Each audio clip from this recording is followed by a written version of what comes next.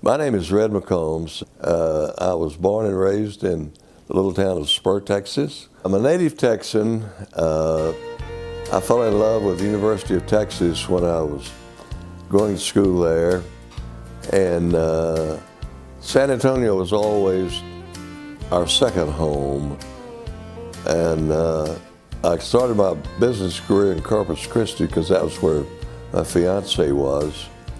And I got here because the only guy I ever worked for in my life had gotten in the business here and asked me to come up with him at the time he got in, but I didn't really want to move. But he had gotten the business here and it got a little bit of problems and asked me to come up.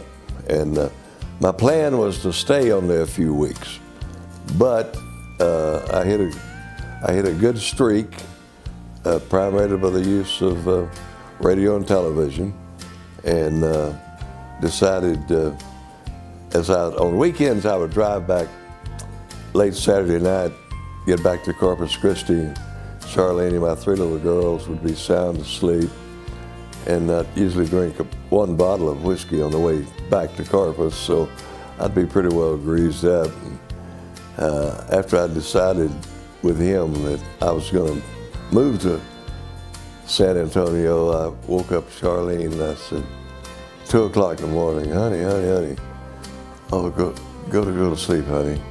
Honey, I got to tell you, I think we may move to San Antonio. And she said, sweetie, go to sleep. You'll feel better in the morning. And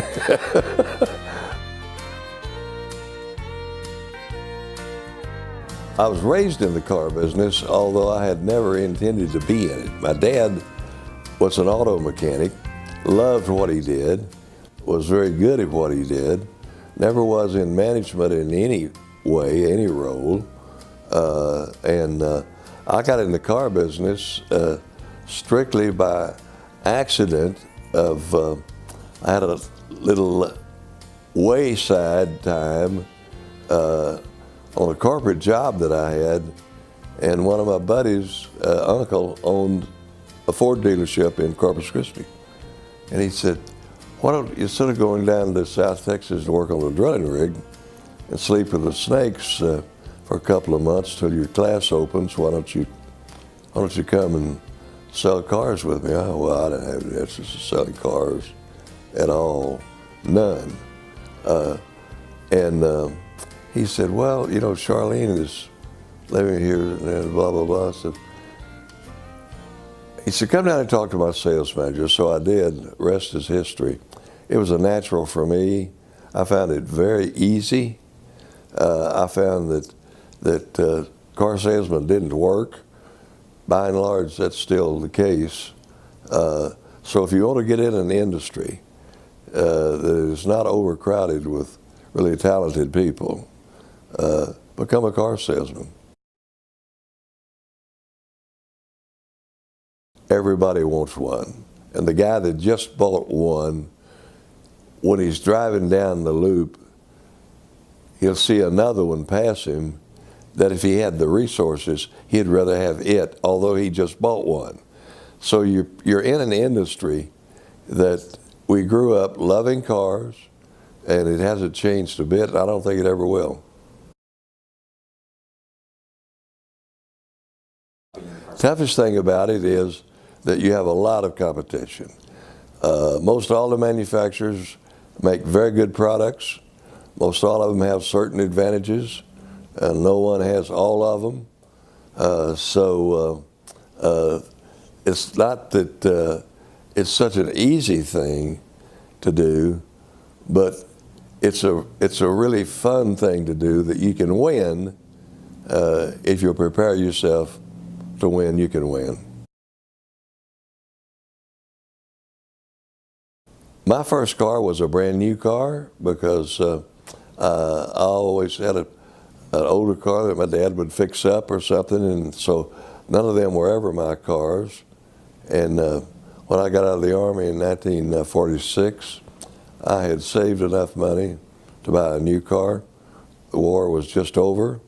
My dad had been promised a new car at the place where he was working, to come to work there, so I had access to one.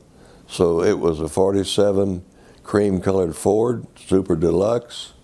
The girls loved it, and I traded it after driving it for a year. There was a man that had one coming, but it hadn't arrived yet. And my dad called me down on a drilling rig, and he said, if you want to sell your car, he wants to take his family out west. And he knows that your car is relatively new, even though it was a 47, but he will give you his new 49 for the 47. Well, it didn't take me long to figure that out. I found it easy. I hadn't intended to stay in it at all.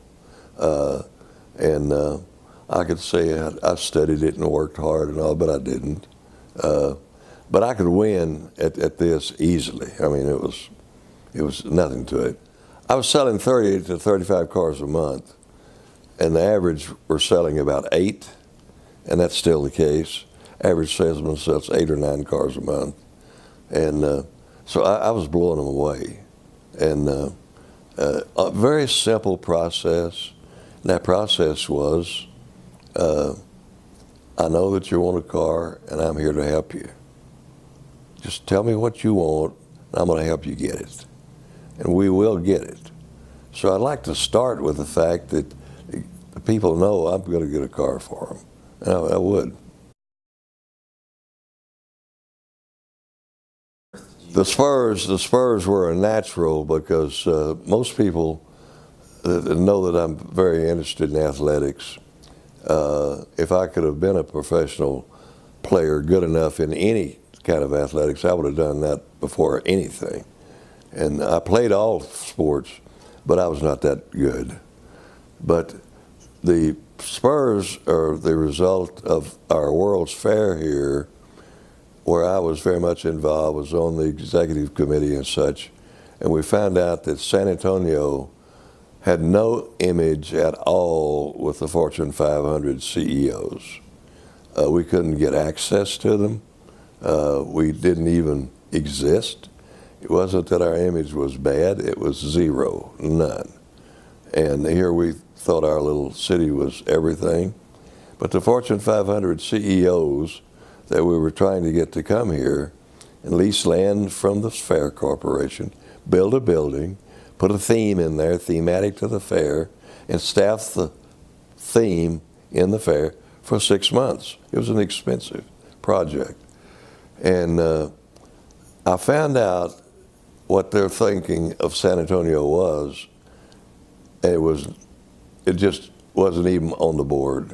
They knew what Dallas was, they knew what Houston was, and they thought that San Antonio was maybe like between Laredo and Lubbock. So they didn't know.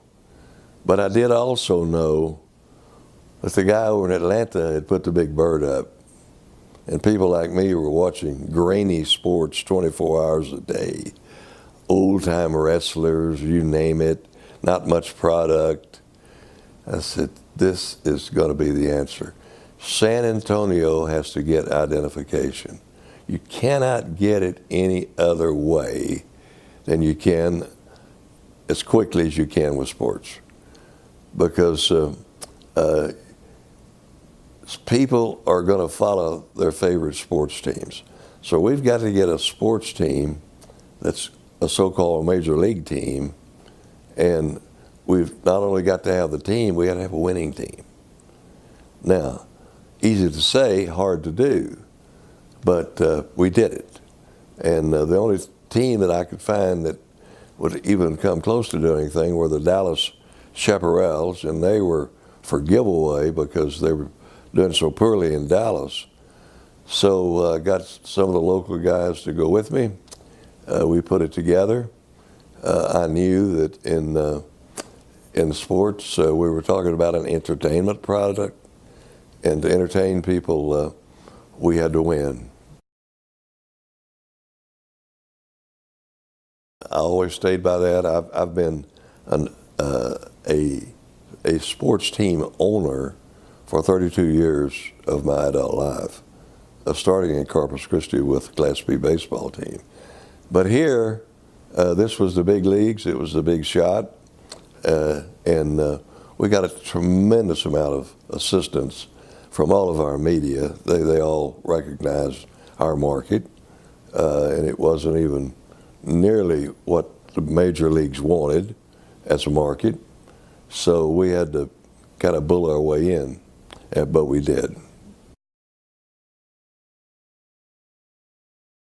I came in, built it up, and got a chance to buy the Denver Nuggets without any partners. Not that I didn't love all my partners, but given a choice, I'd rather have. And I wanted to go to a bigger market. So I did that. And while I was doing that, I'd sold my shares in the Spurs to my original partners, and the team had gone downhill considerably. And I had an opportunity to sell the Nuggets at a price that I had to sell it. It was so much money. And after I sold it, I came back to helping the guys who had the Spurs. And what we really didn't know was our leader and my closest friend, Angelo Drossos, was very ill. And he had a brain disease that had not been yet identified. And when they did, he didn't live but a few months after that. So I was back again with the Spurs. We built it back, and I'd never intended to keep it. I had done that, so to speak. I really liked the bigger market in Denver. I liked that, and I wanted to do some other things, and I really wanted to do the NFL. Well, the Vikings were auctioned, which is a fairly general way that a lot of big companies of any type are done. And I realized that there was an auction. I entered into it, and I came in third. And the guy that offered the most money for it then couldn't close, meaning he couldn't complete the deal, because when he got so much publicity for buying the Vikings that he and his wife were having problems, and she put him in the sink, and he couldn't close. So we had a second round. By the second round, I knew the game pretty well. I knew about what the bids were before, and I won it by 20 million. So it was just perfect setup for me. I owned 100% of it, had no partners, could do it the way I wanted to, had a great team and a good market. Well, I think that you do it by putting your players close to the fans. And coaches don't like it. They don't like anybody fooling with the players. And I like to just drown the public with the players. And the public wants to feel them and wants to smell them. Charline said, please don't use that phrase. But they do. And the closer you get the fans to them, the more the fans get tied to them. And that's exactly what we did here. It's exactly what we did we went to the Vikings. They never had won a preseason game. We won the 7 years I had the Vikings, we sold every ticket for every game we ever had.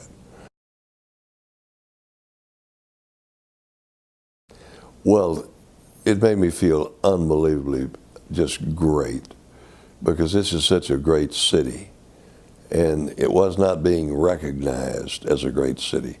Right now, if you ask someone, well, what is San Antonio? The response is going to be, it's the San Antonio Spurs.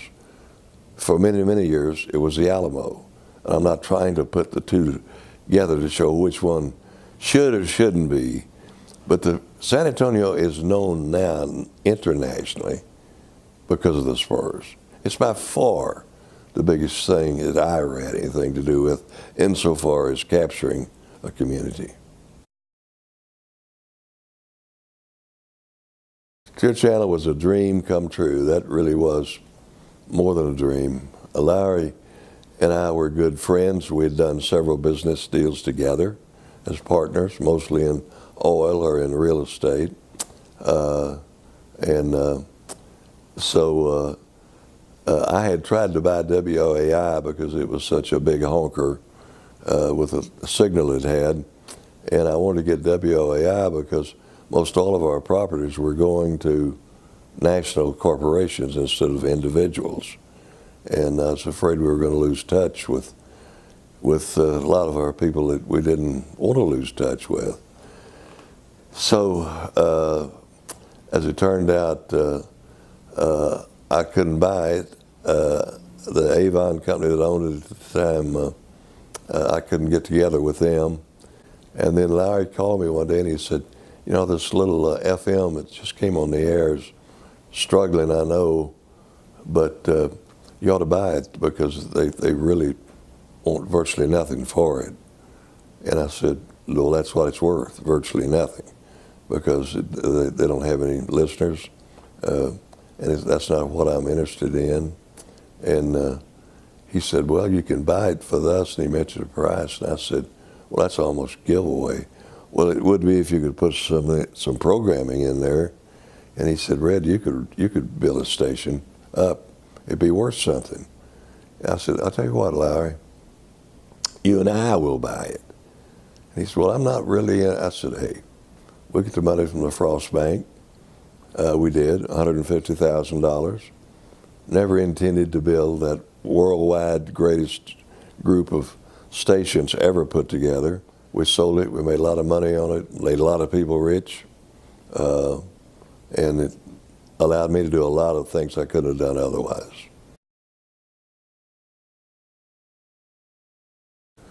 Well, my greatest accomplishment, of course, was when Charline agreed to marry me, because against all odds, that was never going to happen. But I knocked them all out, and we've had a beautiful 67 years together. I think the key to my success is hard work. I like to work 60 to 70 hours a week. To me, it's not work. I'm doing the things I want to do. And I could afford to go do a lot of other things. That doesn't juice me up as much as working. I've got 51 guys that I put in the car business that have their own deals. So I think I know how to do it. I like doing it, and that doesn't mean I always make them work.